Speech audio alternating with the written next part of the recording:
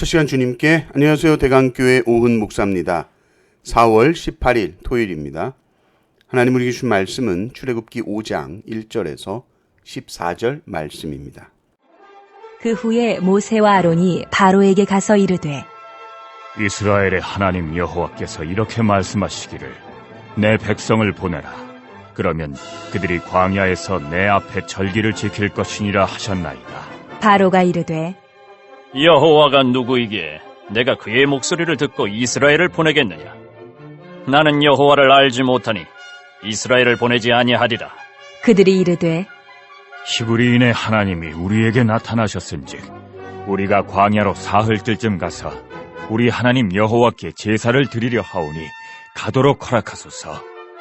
여호와께서 전염병이나 칼로 우리를 치실까 두려워하나이다. 애굽 왕이 그들에게 이르되 모세와 아론아, 너희가 어찌하여 백성의 노역을 쉬게 하려느냐? 가서 너희의 노역이나 하라. 바로가 또 이르되 이제 이 땅의 백성이 많아졌거늘 너희가 그들로 노역을 쉬게 하는도다. 하고 바로가 그날에 백성의 감독들과 기록원들에게 명령하여 이르되 너희는 백성에게 다시는 벽돌에 쓸 짚을 전과 같이 주지 말고 그들이 가서 스스로 짚을 줍게 하라. 또 그들이 전에 만든 벽돌 수요대로 그들에게 만들게 하고 감하지 말라.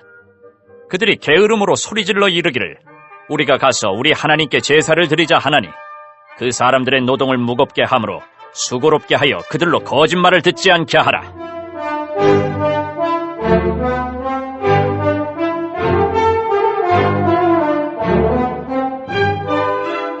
백성의 감독들과 기록원들이 나가서 백성에게 말하여 이르되 바로가 이렇게 말하기를 내가 너희에게 짚을 주지 아니하리니 너희는 짚을 찾을 곳으로 가서 주우라.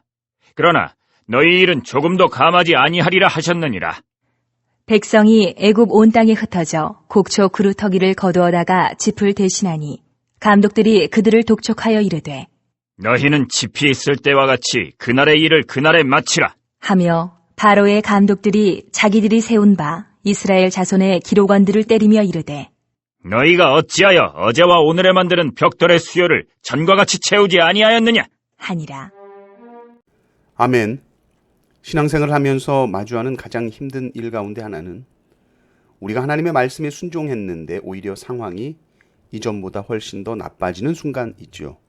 내가 이렇게 힘들게 말씀에 순종했으면 하나님께서는 당연히 이것을 귀하게 보시고 나를 형통하게 해주셔야 되는데 나에게 이 마음이 있는데 상황이 더 안 좋아질 때 마음이 낙심되고 무너질 수 있죠.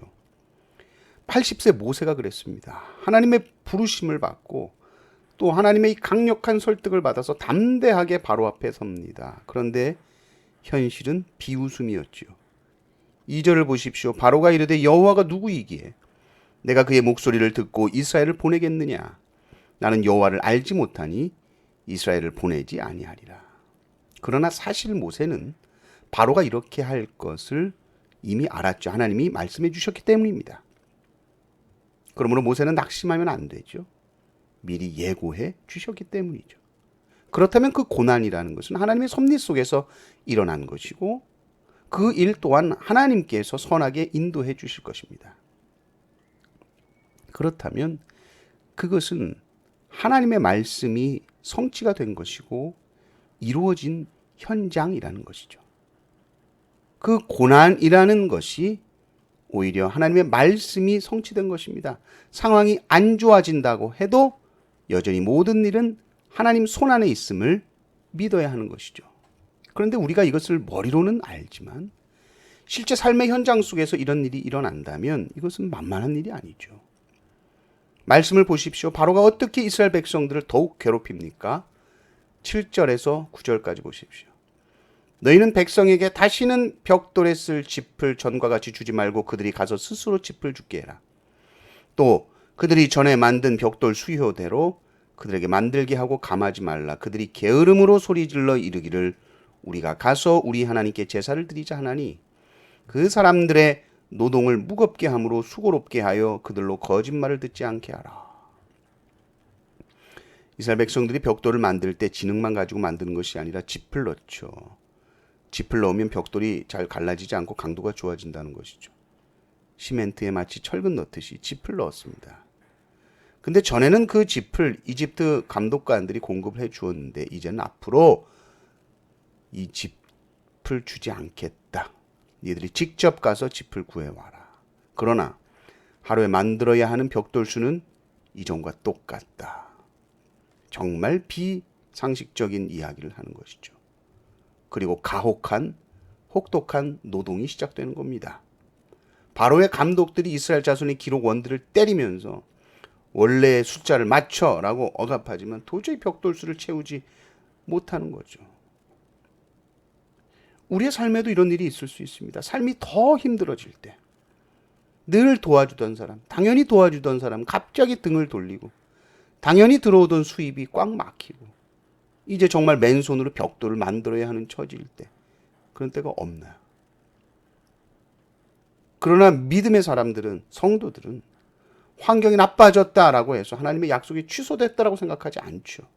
오히려 상식을 넘어선 고통이 가중되고 있다라고 한다면 이제 곧 인간의 계산으로는 도저히 설명할 수 없는 하나님의 강한 손이 나타나야 합니다.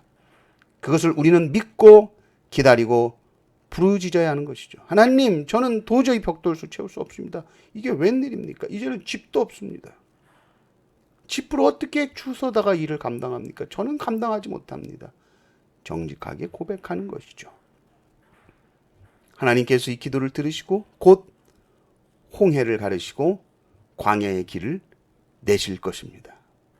보십시오. 이것은 하나님께서 약속하신 것이요 확실한 일입니다. 이 믿음으로 항상 한 걸음 한 걸음 걸어가시는 성도님들 되시기를 주님의 이름으로 축원합니다. 아멘.